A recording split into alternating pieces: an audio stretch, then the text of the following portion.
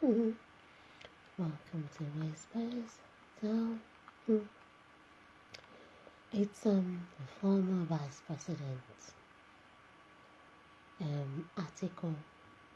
So, I think he's in serious pains. He has been crying up and down. He has been very, very active and vocal in expressing his fake concern. So it's like he couldn't take it anymore, so he has to come out and mo ṣe bí olè ló mẹsẹ̀ olè tọ̀ lórí àpáta. Na dem àwọn náà ni àwọn ara wọn ríra wọn, àwọn ara wọn mọ́ra wọn. Àwọn jẹ kí n jẹ, àwọn jẹ gúdú jẹrá. Àwọn tó ń jẹ oúnjẹ ọmọ nínú oyún. So Atiku has been screaming, he has been shouting, and he just couldn't take it anymore. So because he knows ẹmọ orúkọ bẹ́ẹ̀ yẹn, òun náà ti wà ń bẹ́ẹ̀, ó ti tọ́lá, ó mọ nǹkan tó wà ń bẹ́ẹ̀. It's like Atiku could be described as a doctor. You know, doctors are the worst patients because they know everything. Ó ti lọ sí bẹ́ẹ̀, ó ti wọnú bẹ́ẹ̀. Ó wá rí i pé ìwà tó ń wù bóun ṣe kódà èyí tí Tinubu tún wá ṣe kò sẹ́ni tí ìbí ti rẹ́kọ̀dì ẹ̀hún with 37%. Tinubu is getting away with blue murder. He's getting away with a lot of things. Tó wò pé òun tó tiẹ̀ tó òun gan tó rò pé òun kànran, tó rò pé òun gan òun lẹ́nu bẹ̀ òun gan ò tí ì ṣe tó yìí. So wọ́n tó wá sú ni wọ́n kúkú fẹ́ kan wá pa kìtì mọ́lẹ̀ pé sàpátá sàrà láàsì tọ́. Òun ò sọ̀tọ̀ kò sí tẹ́ fóun ṣe pé Nigerian turning into government of Tinubu by Tinubu for Tinubu. Citizens' future mortgage to him, his family and associates. Atiku. Ẹ jọ̀ọ́.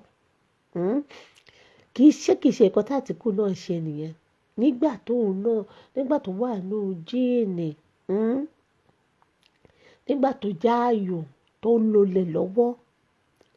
Ṣé bóun náà mortgage Nigeria to his family, to himself, to his family and his associates. Ṣé báwọn ọmọ tiẹ̀ náà jẹ? Àwọn ọmọ tiẹ̀ náà lolẹ̀ Atiku ọkọ Títílayọ̀ Kútẹ́lú alátìké sọnù. Títílayọ̀ ń tiẹ̀ wọ́n má tìké báyìí. Ṣìgìdì gbáre. Ẹbọ náà lolẹ̀. Ọba mẹ́wàá ìgbà mẹ́wàá. Ọba mẹ́wàá ìgbà mẹ́wàá. Atiku lọ wá bí wọ́n sí ọ̀rọ̀ òdì lẹ́nu olè. Àgbà wa búra. Ẹbí wọn náà lò tiẹ̀. I am not supporting Tinubu. Ọlọ́run má jẹ́. Mi ò sí ìdí àbòsí, mi ò sí ìdí nǹkan tí ò dáa. Ṣùgbọ́n eléyìí tẹ́ ẹ ṣe is like you've seen a better thief, a better crook, a much more sophisticated crook. Láti ìgbà tẹ́ ẹ ti ń gbá géèmù charlatan political stealing, political jobbers, political non-entities yìí. Géèmù tí Tinubu gbá kò ṣẹlẹ̀ rí. Irú ò tí ì ṣẹlẹ̀ rí. Ó lóun ló kàn. Ó dẹ̀ gbà 37%. Ó fi ṣe kàkà kíkú mẹ́tẹ̀ẹ̀sẹ̀ sí àfiṣàwàdà, oorun apá, oorun ẹsẹ̀, oorun gbogbo ẹ̀sìn. Ṣé bẹ́yìn náà lẹ gbé débẹ̀?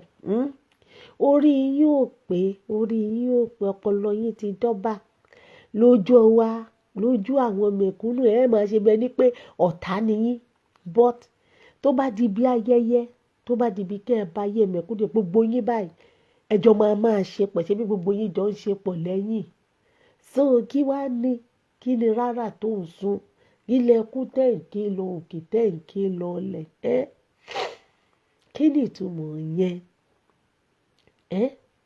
èyí tó jẹ́ pé ó lè gbé ó lè gbà ni ìkó gbé kó owó jàǹgó ní gbogbo yín èwo léwo ẹ̀yin rádaràdà ẹ̀yin pàǹtí èèyàn ẹ̀yin tó jẹ́ pé nílùú tó lọ́ba tó níjòyè níbi táyé ti rojú tìlú ti ráàyè bẹ́ẹ̀ bá sí lẹ́wọ̀n yẹn kan ti fẹ̀yìn yín tàgbà ẹ̀yin àgbà rádaràdà bẹ́ẹ̀ ṣe ń dàgbà sí bẹ́ẹ̀ lẹ̀ ń gọ̀ sí tẹ́ ẹ gọ̀ tẹ́ ẹ fẹ́nu họra bó ṣe bá gbé àgbọ̀ ojú yín náà ló ń pàjọpà ìjàpá yín lára báyìí bẹ́ẹ̀ bí ó sì sáwọn aráàlú kò sí yín náà. So guys, come along with me and let's find out what Atiku has been up to. He's been up to no good. So he's just crying wolf is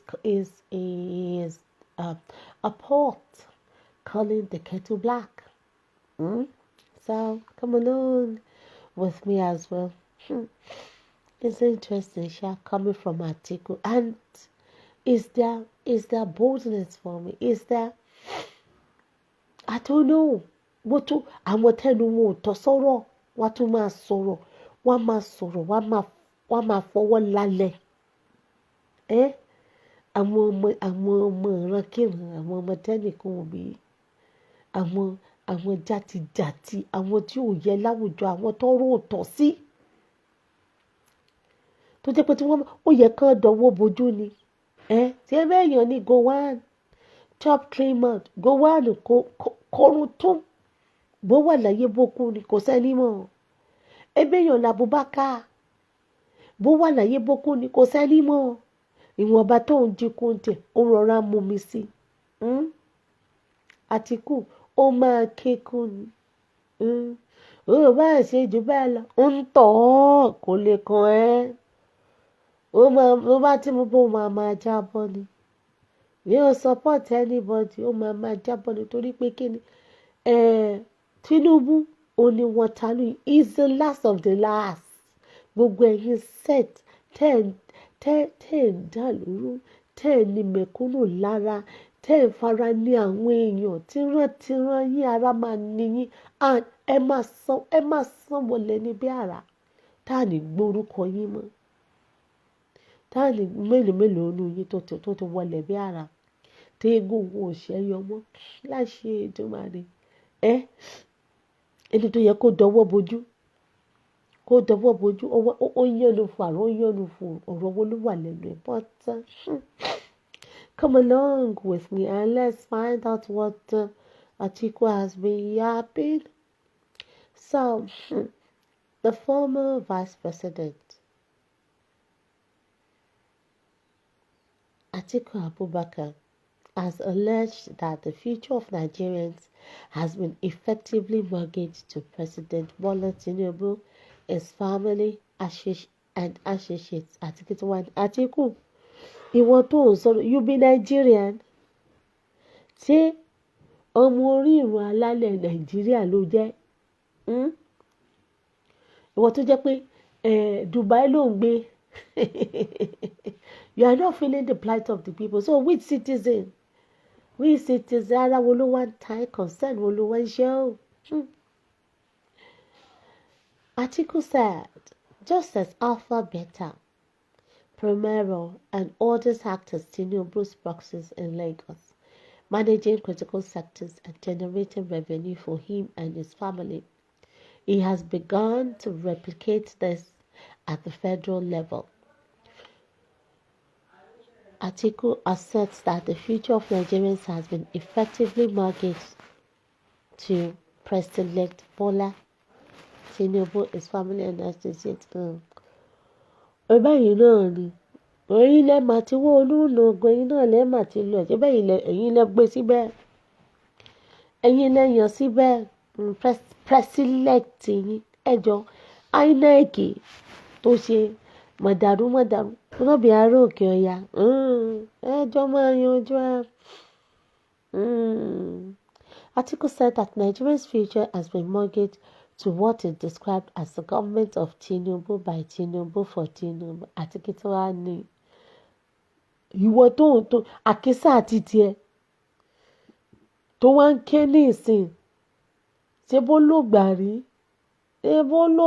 rí. In a statement issued by his media advisor Paul Ibem, Atiku has expressed belief that even after President Tinubu leaves office, it will be nearly impossible to break what he called shackles. Not today. Kò ní dá fún shackles not today. Nígbà tí wọ́n náà lulẹ̀, ṣàkúṣàkù tí wọ́n ṣe ń kọ́. Ṣàkúṣàkù tí wọ́n ṣe Atiku ránṣẹ́ níbi tó ti yá. Ẹ ránṣẹ́ yìí níbi tó ti yá. Atiku yọ pin tó wà lójú ẹ̀ tí wọ́n tó bá yọ igi tó wà lójú ẹ̀ náà o lè wá yọ pin tó wà lójú Tinubu shackles not today táwọn mẹ̀kúnnù ti ń tó ṣàkúṣàkù ṣẹ́kẹ̀ṣẹkẹ̀ tẹ́ ẹ kó sí ọ lọ kó dà mọ́mọ́ gàrí tẹ́ ẹ kó sí ọ lọ. Nǹkan tí ò wáyé ní pé ìpàǹparí ó lóun pàjá láìsàráàlú kò sẹ́yìn.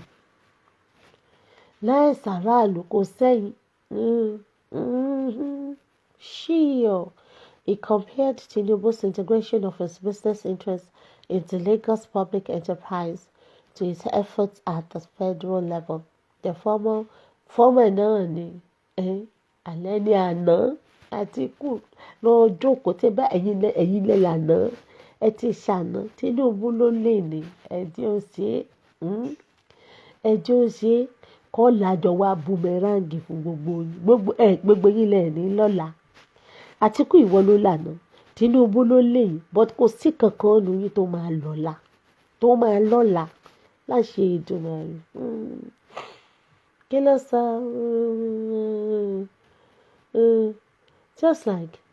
Just as Alpha, Beta, Primera, and others act as Tinubu's practice in Lagos managing critical sectors and generating revenue for him and his family, he has begun to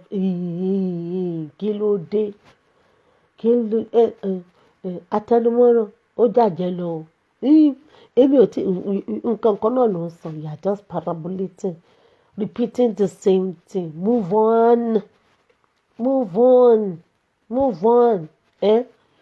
ó ti lò gbá tiẹ̀ ó ti di kọ̀ǹdẹ̀ ayò mi ló wá ẹ̀yin lẹ́dẹ̀gbá ayò wá ẹ̀yin lẹ́ lọ gbé wá ẹ̀yin lẹ́ fà wọlé so bó bá ṣe wo oníkálukú ni kó ṣe jẹjọba nǹkan tó ń accuse Tinubu ìwọ náà ṣe bẹ́ẹ̀ náà ọ̀rọ̀ òótọ́ sí ẹ lọ wá bí wọ́ sí he expressed surprise at the operations of the Nigerian National Petroleum Company Limited NNPCL and how the government-owned oil company had put its retail arm under the control of OVH, a company in which Oando, led by Wale Tinubu, owns 49%. Alala ṣe bẹ́ẹ̀ jọ ń jẹ́ni nígbà tí ẹ̀wọ̀n náà ṣe jù bẹ́ẹ̀ lọ. Ó kí ló fẹ́ kó sí báyìí? Lo Panadol. Somebody should check Atiku. Kó tó sọ̀dá. Atiku fẹ́ yí kwano. Ó kó máa parẹ́ ẹ̀dá sọnù. Ìwọ náà ṣe bẹ́ẹ̀. Atiku said he regrets that his intention to privatize the NLPC and increase its transparency has been overshadowed by what it describes as the criminal hijack of the company by corporate cabals around the current president. Ó ti ẹ̀ dá. Ṣé o rí báyìí sí? O ti sọ pé intention to privatize the NLPC and increasing transparency. Atiku gbẹ̀gbẹ̀ kíni kan báyìí wà lẹ́gbẹ̀ẹ́ ẹnu irọ́ ọbẹ̀ lónìí transparency ṣá transparency lọ́nà transparency key you there. Yeah, has been overshadowed by what is described as a criminal hijack. Nígbà tó wá pé léè ní criminal hijack nígbà àtijọ́ kí ni ká wá pé criminal takeover. Hijack tó túmọ̀ sí pé Tinubu ọmọ sharp ọmọ ikọ ó dé bẹ́ẹ̀ báyìí ó jagba ni. Okay mo get àti pé ìwọ́n rò pé nǹkan tí wọ́n kó rọra máa jẹ́ mọ́ láì òun kàn dé bẹ́ẹ̀ báyìí ọmọ jagba òun kàn jagba ni pé ibi Atiku wọ́n ní pé ìwọ ni onílé tóun ti bi pẹlẹbẹ mọ́ ọ̀lẹ jẹ́ ọ̀lẹ NNPC ẹ̀bú ọ̀lẹ NNPC ẹ̀bú lẹ̀ ìwọ wá ti bi pẹlẹbẹ bu ọ̀lẹ NNPC jẹ́ Tinubu àlejò òun yá bú bí kúdúrú bẹ̀ ibi kúdúrú tẹ́já wà tẹ́yìn wà tí oríṣiríṣi assortment Tinubu ò tiẹ̀ wá bú bí kúdúrú nìkan ó tún wá gbé ọ̀lẹ̀ tewétewé mọ́ẹ́mọ́ẹ́ tẹ́ ẹ ṣe àti mọ́ẹ́mọ́ẹ́ o ńgbà bó ṣe buku ó fọwọ́ ọ̀tún bu kúdúrú ó wá fọwọ́ òsì gbé àti mọ́ẹ́mọ́ẹ́ o àtewé tẹ́ ẹ pọ́n àti tébù tẹ́ ẹ tẹ́ sí o ọba gbé gbogbo ẹ̀ ìwọ tó jókòó sórí àga ó tún rí ẹ̀ ń fàṣẹ ó bá ṣubú yakata sílẹ̀ lẹ̀ ó wá ń dùn ẹ̀ because ó ti máa forí kakú àdúrú owó tó make nígbà tó pariwo fuel subsidy ti lọ o Tinubu yí ilẹ̀ ó ní fuel subsidy ti lọ o Ọbásanjọ́ bọ́ síbẹ̀ ó yí òkè ó ní fuel subsidy ti padà o Tinubu ó tún padà ó tún yí ilẹ̀ ẹ máa yí sókè ẹ máa yí sílẹ̀ nígbà tó bá ẹ máa yí pa ẹ máa ọ̀dì yí pa lẹ́wù báyìí tí Tinubu bá ti yí ilẹ̀ k'Ọbásanjọ́ máa yí sókè ẹ máa yí pa nígbà tó bá dẹ̀ yí pa ṣe bó dẹ̀ tán lójú yín bá wálẹ̀ ẹ bá ti yí pa bẹ́ẹ̀ yín náà ti kú kò sí jàǹbẹ́ gbóhùn sókè criminal hijack it's sad. In October 2022, just 5 months before the elections, the NLPC retail controversially announced it had acquired OVH and all its filling stations. NLPC already had about 550 filling stations across the country, but claimed it was enhancing its capacity by acquiring OVH, which had only 94 stations and 100 others list. The NLPCL did not disclose the purchase price of OVH or the terms of the acquisition. A Freedom of Information request by Premium Times was also rejected by the NNPC, which claimed to be a private company despite still being government owned. Can you imagine? Can you imagine? Ìlú tó fi wá wọn ò lè ṣe gbogbo eléyìí wọn ò lè ṣe. Can you imagine NNPC which claimed to be a private company tó o dẹ̀ confirm pé wọ́n lo privatize ẹ̀ that's why still being government owned. Following this dubious deal lẹ́nu ẹ̀ Atiku o lè sọ dubious deal okay. Mele Kyari was controversially retained as NNPC GMD, General Manager, despite his incompetence. Atiku. First time in forever, tó sòótọ́ pé Mele Kyari is incompetent. Ó wá incompetent. Fún nǹkan tó ń ṣe yẹn bọ́ ó wà rántí pé kò sí brotherhood nù bẹ̀rẹ̀ ṣé bí ẹjọ́ máa ń support yín ará òkè ọ̀yà you are known for having incompetent producing tó bá ti pé headquarters of incompetency òkè ọ̀yà ni. Okay, because if you say education is expensive, try ignorance. But ignorance is not even as expensive as education. Because ignorance, ẹni tí ò mọ̀ kò mọ̀, ohun tí èèyàn ò mọ̀ ṣàgbẹ̀yàn. But èèyàn tó wà ní ọ̀ṣàkàṣoko kò mọ̀.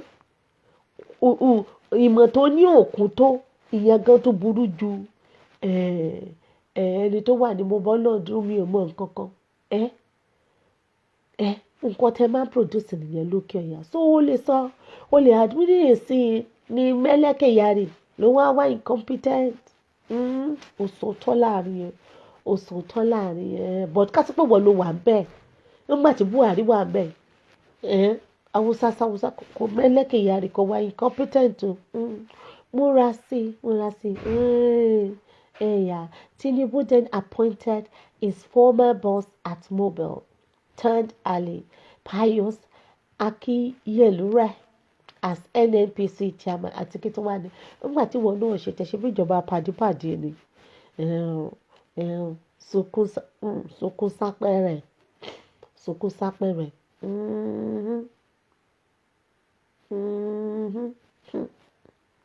While he took on the Minister of Petroleum role. Ó ṣẹ̀ṣẹ̀ sọ nǹkan tó dùn ẹni kò jẹ́ tuntun náà. Láyé Ọbásanjọ́ jẹ́ petroleum minister. Láyé Buhari ti ṣèjọba bí ẹ̀mẹ́ta sí. Buhari jẹ́ petroleum minister. Kí ló wá dé tó ń ké báyìí? Ta ló ń nà ẹ́ lẹ́gba?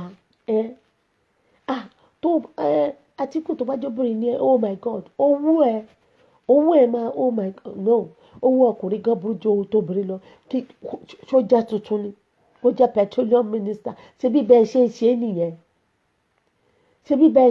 nìyẹn? Ẹni tó bá ti jẹ́ president ló máa jẹ́ petroleum minister because ibẹ̀ lówó wà. Ibẹ̀ ni milking cow Nàìjíríà. Torí ẹni gbogbo yín ṣe fẹ́ kú. Torí ẹni gbogbo yín ṣe fẹ́ di president kẹ́lẹ̀ bá di petroleum minister. Petroleum tí ò ń ṣe ohun àlùmọ́ọ́nì ilẹ̀ orí ìrun alálẹ̀ yín. Ó gbà tẹ́yìn tẹ́ rí nǹkan yìí tẹ́ ẹ wá fẹ́ kún torí ẹ̀ àwọn ará tó jẹ́ pé àwọn ni all producing indigenous people kí ni kí wọ́n wá ṣe. Mo ṣe bẹ́ẹ̀ yàrá òkè yẹn ṣe bẹ́ẹ̀ náà lálùmọ́ọ́nì tìyín. Ẹ̀yin dẹ̀kẹ̀rẹ́ yìí ẹ̀yà ń kú pín pẹ̀lẹ́ nìkankan. Pín pẹ̀lẹ́ níbọ̀dì. Ìkà ò jẹ́ ṣe tiẹ̀ bẹ́ẹ̀. While he took on the Minister of Petroleum role in a move that defies economic logic. Lẹ́nu Atiku, OVH, previously owned by NNPC Retail, has now acquired NNPC Retail. This absurd situation means that Wale Tinubu's Ohendo now owns 49% of NNPC Retail. Atiku Maku now. To be 100% ni. 49%. Ó sì kúnlẹ̀ now. So kí wá ní? Ó sì kúnlẹ̀ 49 lọ́nà. Kò tí ẹ gbé tán. Ó sì kúnlẹ̀ now. So kí wá ní? Ṣebí nígbà tẹ́ ṣe president Tinubu ẹ fún ní 37% nínú 100. Ẹni 37 pass nínú 100. Ìyókù ẹ hà mọ́ wọn sókè wá ní. Kí wọ́n kó sì san ẹ̀ránṣẹ́ yìí níbi tó ti yá o. Moreover, tí ìsọ̀tọ̀ náà. Nigeria paid Wale Tinubu a significant sum to facilitate the Tinubu family's acquisition of the national oil company. Ìwọ wá ní kílẹ̀kùn ṣé mo ló fẹ́ privatize ẹ̀ tẹ́lẹ̀tẹ́lẹ̀. So ibi tí wọ́n ṣe dé, ibi tí Buhari ṣe dé, Tinubu sọ ó ní ibi tí ó ní footstep Buhari lòun máa tọ̀. Ó ní ibi tí Buhari bá ṣe dé ibẹ̀ lòun ti máa continue. Ó yẹ kí inú yín dùn náà. Àtúrọ̀ ìwọ ló bẹ̀rẹ̀ pé ohun tó bẹ̀rẹ̀ ọwọ́ Tinubu ló já sí. So this represents a clear case of illogical business transactions an abuse of office by President Tinubu. Abuse of office. Ìwọ náà abuse office. Misuse of ìwọ náà misuse office. Who has prevented NNPC from becoming a public liability company as stipulated by the PIA? Atiku, who acknowledged that the NLPCL and its leadership are under legislative investigation.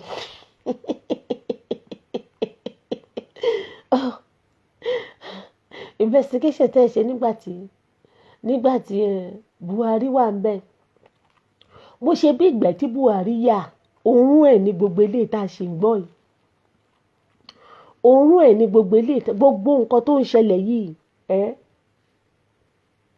Ripple effect gbogbo actions and decisions of Buhari ni. Buhari ló yàgbẹ́, Tinubu ló kó. Tinubu dẹ̀ máa kó torí Tinubu ló gbàlejò ọ̀ràn wá. So Tinubu kò tí ì bẹ̀rẹ̀ ṣẹ́gẹ́ promax títí ẹ̀. Gbogbo eléyìí ó clean up ló sì ń ṣe fún gbogbo damage tí Buhari ṣe. So kí ló sọ? Atiku, who acknowledged that the NLPCL and its leadership are under legislative investigation, expressed skepticism about the process's credibility due to the vested interests of those conducting the investigation. Bó ṣe ṣẹlẹ̀ ńgbà títí ẹ̀ náà nìyẹn. And he said, Atiku, you are like a doctor. Doctor had the worst patients because you've been there. You've done the same thing. O ti mọ gbogbo the nook and cranny gbogbo àpàdé àlùdé ibẹ̀ ló mọ̀. Gbogbo àpàdé àlùdé ibẹ̀ ló mọ̀. So ìyẹn gan lásán ó ń pa ẹ́ kú lọ. Ó ń pa ẹ́ kú lọ because you know. It's like if you know, you know. So gbogbo eléyìí tó ń sọ ó máa kéku ọlọ́run gan mọ̀ bẹ́ẹ̀ Atiku you go cry tire o.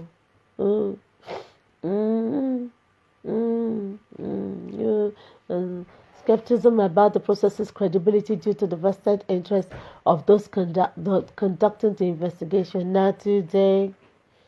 The investigation mélòó náà ti conduct nípa Buhari on his bastardly act as the petroleum minister 3 times. 3 times o. Ó ṣe ní military. Ó ṣe ní ológun. Ó ṣe ní olóṣèlú. Àwa dúró tẹ́rẹ́ kò ní wọ̀ ju black white lọ.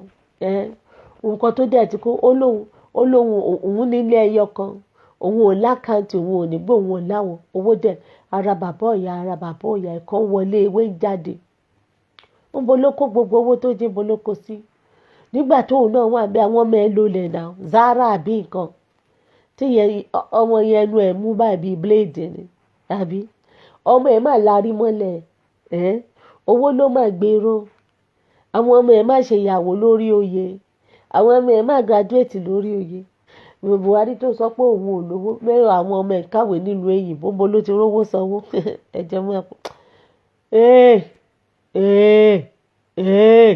Atiku, be careful. He said, Senator Opeyemi Bamidele, who is heading the National Assembly panel, is a known supporter of Tinubu. He served as a commissioner under Tinubu in Lagos State and publicly calls him his godfather. And so, say, well, no only God's son, and you somebody's godfather. Get over yourself. Since Tinubu is the petroleum minister, that is your headache. It should be held responsible for the sector's issues. Since Buhari was the petroleum minister, on 3 occasions as military, as ológun, nígbà tí Buhari wà bẹ́ẹ̀, nobody can bail the cat. Alálábòsí ni ẹ̀yin alábòsíyàn.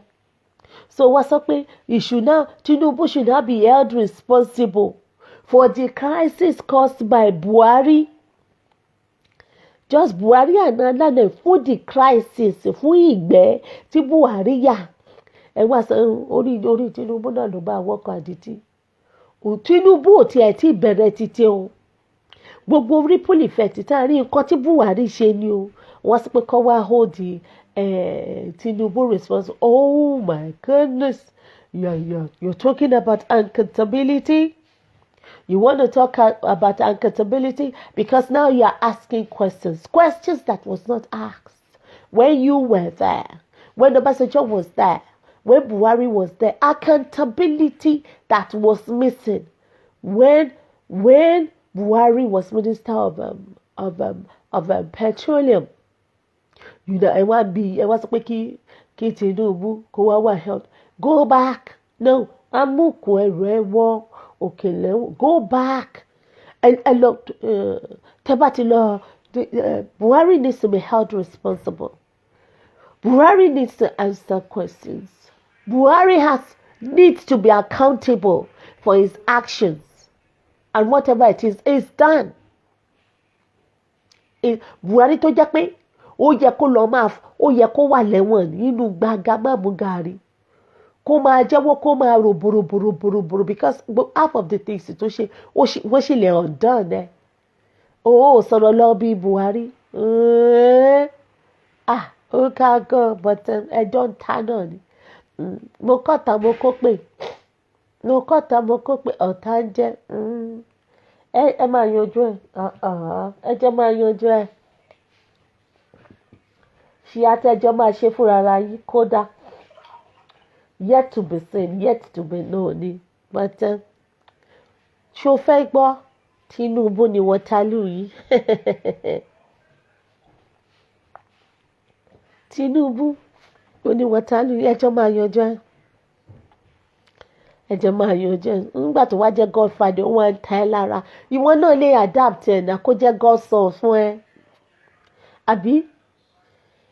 Àbí kí ló dé?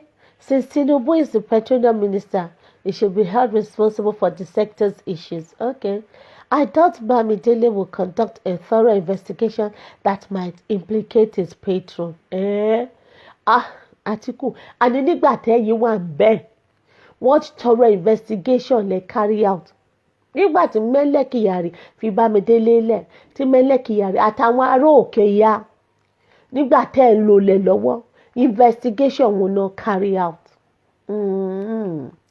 Ọ̀rọ̀ tọ́ sí ẹ lẹ́nu. Ọ̀rọ̀ odò lẹ́nu ó lé. Ó lè gbé ó lè gbà ní gbogbo yín. Ó lè gbé òdì kìíní ìsàt. Ó lè àná nìwọ. Tó ń tiraka láti jólé òní. Ó lè àná nìwọ. Tinubu ló lè òní. Òun náà ti jólé àná tẹ́lẹ̀ o. Ó tún wá jólé òní. Gbogbo ẹ̀yin ó lè yìí ẹ̀ ní lọ́la. Ní jolly ọ̀la. Ọlọ́run kan mọ̀ bẹ́ẹ̀. Atiku said. He also commented on the recent revelation that the Lagos-Calabar Coastal Highway project is under litigation. He recalled that the Organized Crime and Corruption Report Project, OCCRP, a global network of investigative journalists, reported that the Coastal Highway project has been taken to court and revealed a close relationship between Tinubu's son, Sheyi, and Gilbert, who was awarded the contract without competitive bidding. He said, I had earlier claimed that the Lagos-Calabar Coastal Highway project was fraudulent, but the government denied it. Now the matter is in court. It is also concerning that Chagri and Tinubu have a business relationship. Atiku tún wá ní ṣebí wọn náà ní business partners. And their children are business partners. Ṣebí wọn náà ní àwọn tó ní business relationship with tó ní vested interest in. Táwọn ọmọ ẹ̀dẹ̀jẹ̀ business partners sí wọn. Ṣebí nǹkan tẹ́ ẹ̀ ṣe ni tẹ́ ẹ bá ti jẹ ibi tẹ́ ẹ bá jẹ́ díẹ̀ fún àwọn ọmọ yín sí. Kán lè máa continue. Ọlọ́run ò ní fún gbogbo yín ṣe tọmọtọmọ báyìí ẹ máa wọ́dà sọnù ni láṣẹ Èdùmàrè. Atiku, is there anything new in that? Could jẹ́ tuntun now, not today. It don't take. As revealed by the OCCRP, this indicates a conflict of interest. Conflict of interest. Now, Atiku, na big grammar you dey blow. Conflict of interest. Is it new? Nígbà tí tiẹ̀ kò sí conflict of interest. Is it new? It is no surprise that the Lagos-Calabar Coastal Highway and the Sokoto-Badagry Coastal Highway, which together will cost over $24 billion, were approved without competitive bidding. It seems that whatever Tinubu wants, he gets. Ìwọ ló rò bẹ́ẹ̀. Lọ́wọ́lọ́wọ́ báyìí nǹkan tó fẹ́, whatever he wants, he gets. Because lánàá, nígbà tí wọ́n wà bẹ́ẹ̀, whatever tó fẹ́ ló get. Tó bá ti ń náwó lọ́wọ́ ẹ̀ ṣebí ìyàwó ẹyọkọ ní Tinubu ní iye àtàyà àtàlẹ̀ ní títẹ̀ náà. Ìwọ ọkàn yóò tàn mí bí ìgbà tí èèrà bọ́ sínú ṣúgà ni tó ń ṣe bó ṣe wù ẹ́ àtiwọ́ àtàwọn ayé ẹ̀ àtàwọn ọmọ ẹ̀. So kí wá ni àkísà ló gbà rí àkísà Atiku má kúnlẹ̀ kíkú tó dé. So people were reacting. Oh my goodness. Somebody said, snatch it, grab it, and run away with it. Tinubu, Republic of Nigeria, here we come. No.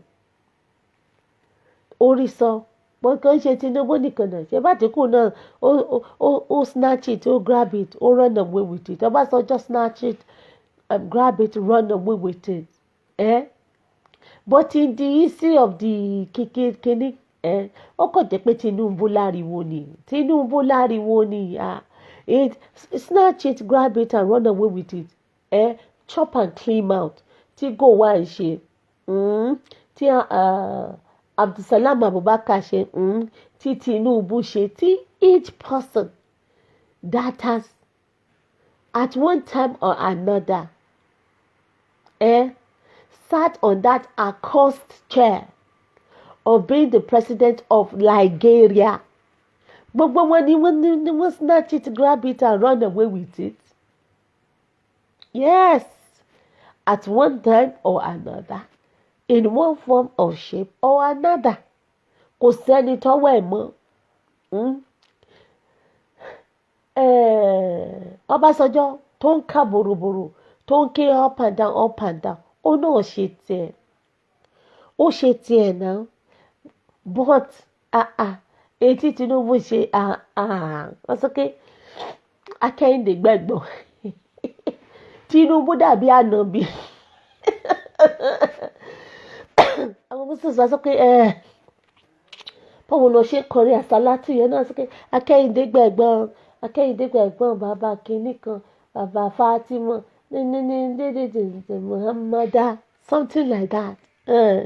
Ilé Tinubu ńlá Kẹ́hìndé tó ó ní ó dẹ̀ ní láti jọ ọjọ́ ìlú náà ti fẹ́ pọ̀nlá. Nígbà tó wá kan tọ́ọ̀dù Tinubu, ọwọ́ tí gbogbo àwọn ará yòókù tí wọ́n ń pálá. Nígbà òkan ti Tinubu báyìí ọwọ́ yẹn báyìí ó kó gbogbo orí sẹ́nu ni ó wá oòrùn ó jẹ́ tẹran tegu. So ẹni bá máa wá tí kò sì sẹ́ni máa wá lẹ́yìn Tinubu kò sí nǹkan kan.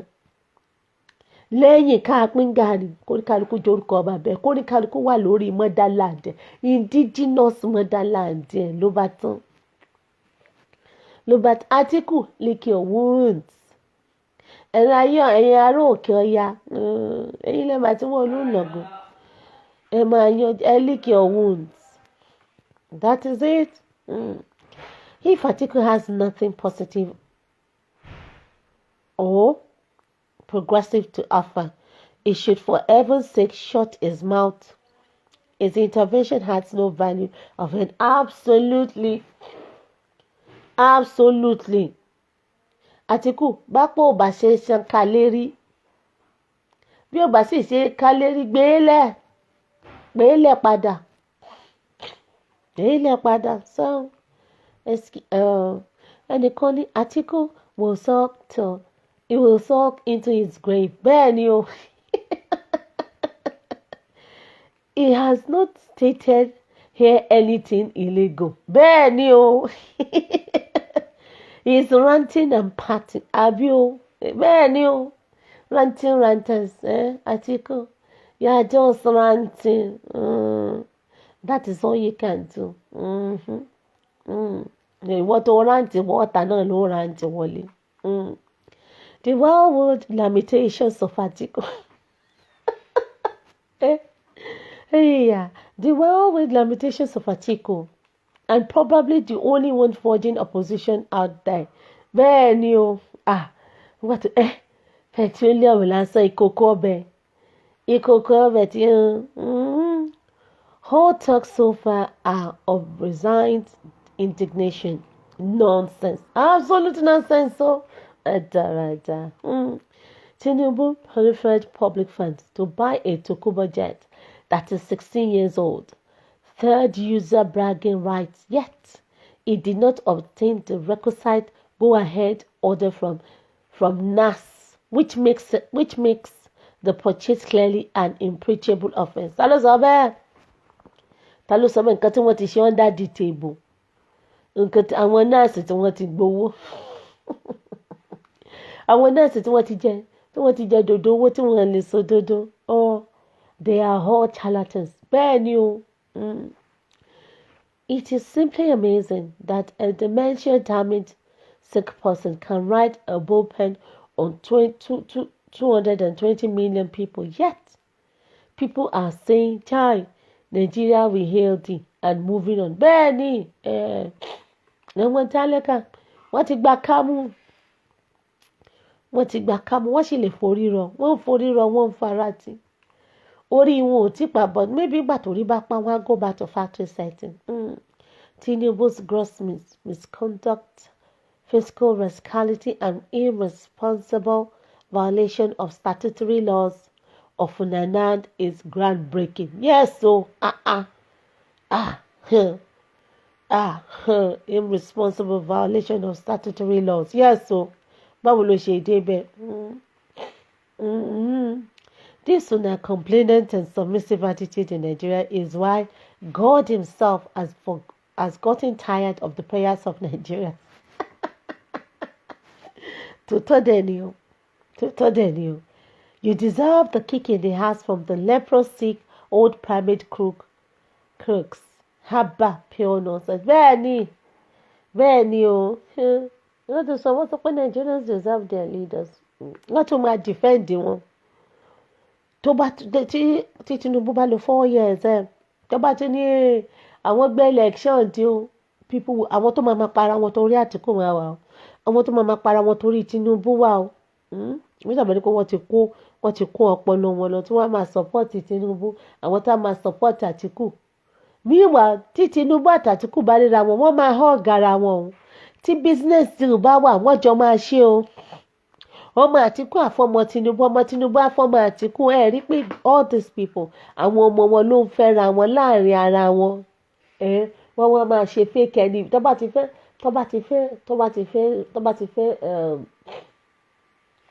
gang up against the masses.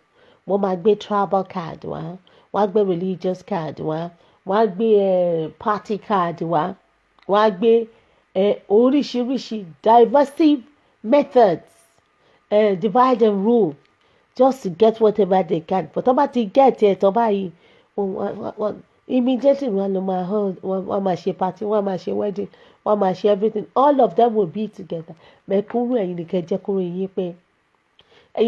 kó rí yín pé people tend to forget that this man was not elected. He was selected courtesy of Okeoya's INEC.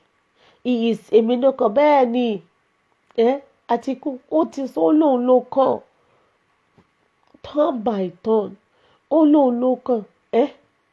He imposed himself on the country and got away with it. courtesy of àwọn ará òkè ọya. Little wonder is behaving with impunity. 37% win out of 100%, which is fair. Well, 37% is the latest pass mark. It's the latest pass. Anybody but 37 out of 100 in Nigerian politics or passing. In the so-called democracy, the government of the people. Only in Nigeria.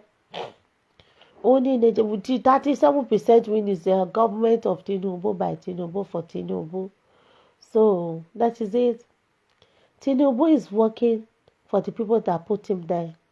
He has so many IOUs to pay. Bẹ́ẹ̀ni, after all, gbogbo owó tó ń kójọ ṣé bá òkè ọ̀yà náà ló ẹ̀yin náà ló máa kọ ẹ̀yin náà lè máa gbà lọ́wọ́ ẹ̀ ẹ̀yin náà ló máa ná fún ẹ́.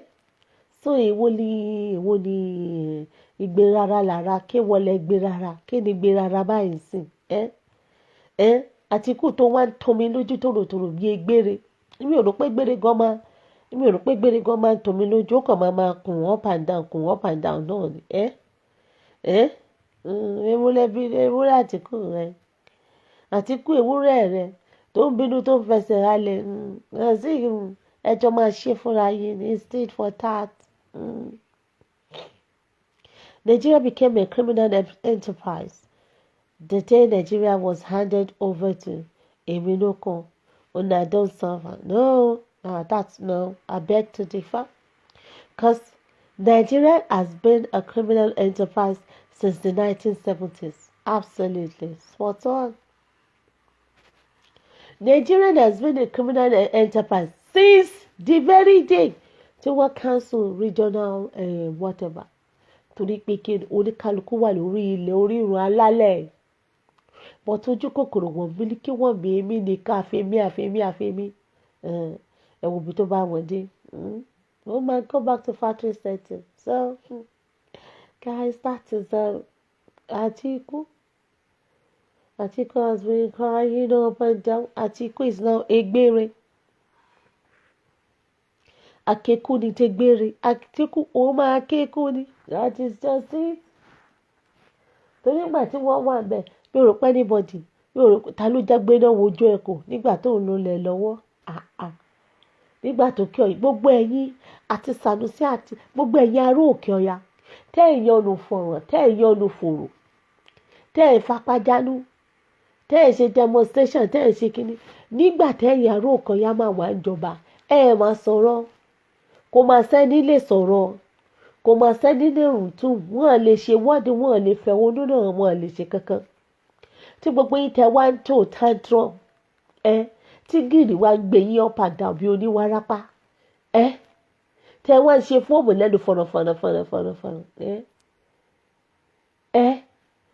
ọdún mẹ́jọ ọ̀sán tí wọ́n ní Buhari máa fi lólẹ̀ kó máa sẹ́ni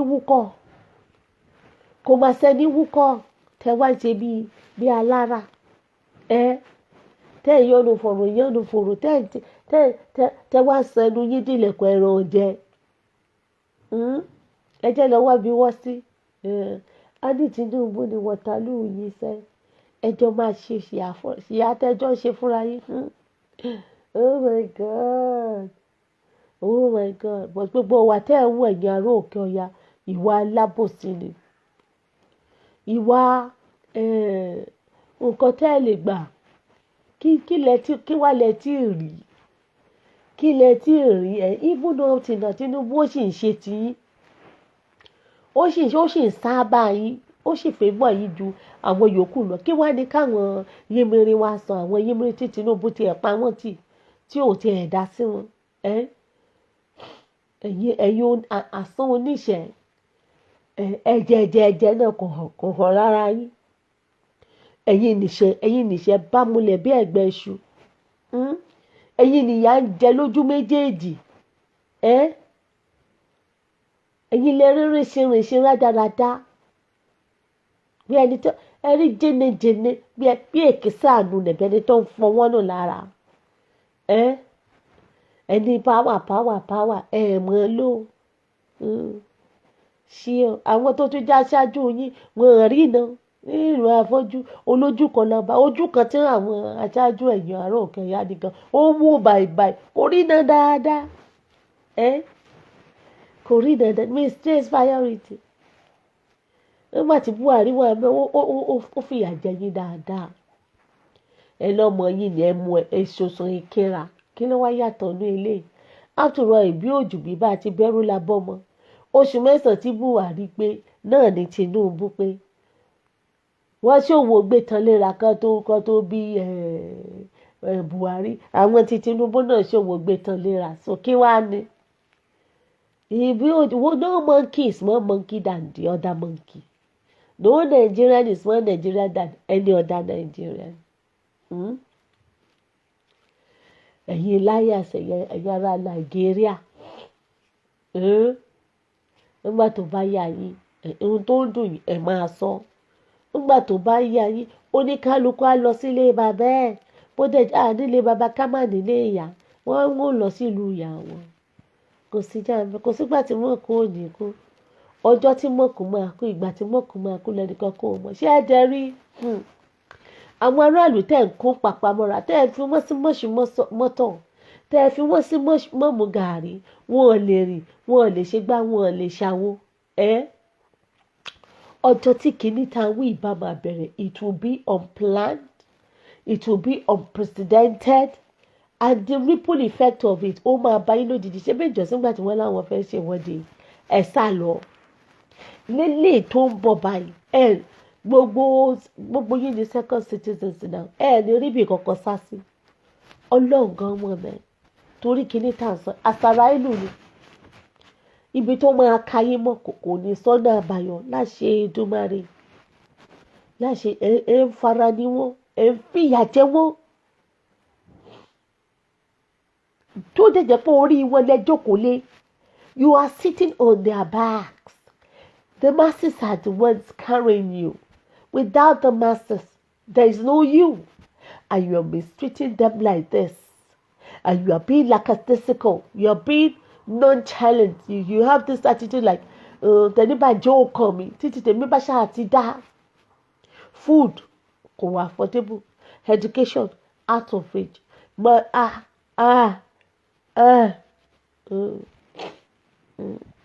ẹ múra sí gúdúgbẹ máa jáṣá it's gonna jam so that's Atiku ẹkún ní ṣe ìgbére múra sí Atiku múra sí so till you come your way again guys bye.